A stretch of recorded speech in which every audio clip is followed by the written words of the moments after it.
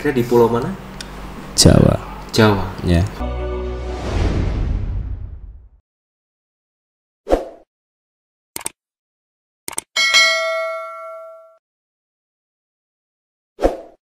Berarti Gor, kalau boleh tahu ramalan ke depan ada kejadian apa?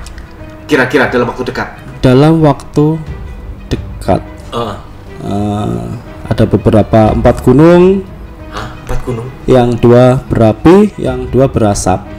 Salah satu gunung ini meletus, akan ada beberapa goncangan sekitar 7 skala liter. Wow, besar ya? Besar. Kira-kira di pulau mana?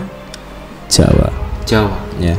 Mungkin beberapa kemarin sempat jadi gempa ya? Jadi gempa. Saya ini live sebelum gempa live. Mas Igor, habis ini ada apa? Saya bilang ada gempa 5, di Instagram 5,2 3,2 5, berapa itu sama 6,2. Ternyata bener 3, berapa 5, berapa 6,2 yang kena ini. Pusatnya di Malang kalau nggak Blitar. Iya, Malang sama Blitar. Itu. Jadi kalau yang ngikuti Instagramku, ngikuti misalnya tahu. Oke, bisa follow di Instagramnya. Alamatnya? Tigor Otadan 99. Oke, aku juga follower lu. Iya. Oke, Mas Tigor. Gunung meletus ya, prediksi.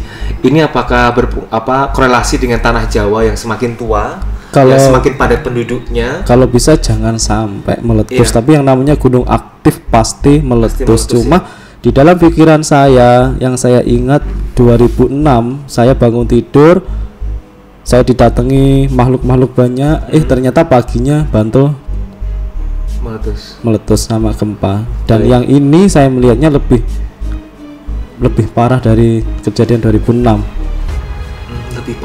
Lebih parah. Kalau bisa jangan terjadi. Baik. Ya, kita boleh percaya bangga itu ramalan ya. Yang penting kita sebagai manusia untuk memanusiakan alam, kita menjaga alam kita masing-masing. Nggak hanya ramalan aja, sebenarnya bisa ada korban pembunuhan. Misalnya hari ini ada dibunuh, ada beberapa polisi yang tanya ke saya, siapa pembunuhnya. Waktu itu saya pas ingat posisi saya di Jogja, jadi serangkaian saya ke pantai selatan itu. Saya perjalanan ke Kediri, saya dihubungi, Gor ini tugasmu, ditemukan mayat, kepalanya tidak ada. Ya, akhirnya saya mencari pembunuhnya. Saya sket berapa pembunuhnya, ada 2 pembunuh. Saya banyak sekali hari itu, satu hari saya didatangi lebih dari 3 polisi. Berarti Mas Tigor ini sering digunakan untuk mengungkap kasus pembunuhan, pencurian, dibantu untuk membantu petugas kepolisian. Iya, terus saya bilang, ini kepala akan ditemukan di hari ke-12, hari Jumat jam 10. Ternyata kepala ditemukan jam 10 pagi hari Jumat. Wow, beneran ini ya, Mas ya. Benar-benar akurat sekali.